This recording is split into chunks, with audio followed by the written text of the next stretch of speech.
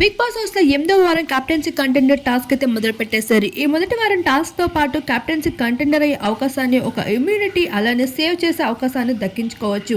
ఇందులో భాగంగానే 2 టీమ్స్ కి అయితే డివైడ్ చేసుకుంటూ వచ్చేసారు. ఒక టీంలో అయితే పల్లవి ప్రశాంత్, అమర్దీప్, శివాజీ, ప్రియాంక, శోభన్ శెట్టి అలానే అశ్విని ఉండగా, మరో టీంలో మిగతా సభ్యులైతే ఉండడం జరుగుతుంది. ఇలా 2 టీమ్స్ గా డివైడ్ చేసి వారిద్దరి మధ్యనైతే పోటీ పెట్టడం జరుగుతుంది.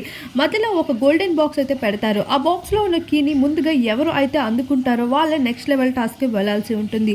అలా 3 రౌండ్స్ అయితే జరుగుతాయి. అలా పాయింట్స్ ఎవరు ఎక్కువ సంపాదించుకుంటారో అనేది ఈ టాస్క్ లో అయితే మెయిన్ పాయింట్. ఈ గోల్డెన్ బాక్స్ గేమ్ ని ఒకసారి మనందరం గుర్తు చేసుకున్నట్లు అయితే సీజన్ 4 లో అఖిల్, అర్థక్ అలానే సోహెల్, అభిజిత్ వీరందరూ అయితే ఆడడం జరిగింది. ఇప్పుడు అదే ఇంట్రెస్టింగ్ గేమ్ ని సీజన్ 7 లో మరొకసారి తీసుకుని వచ్చేసారు.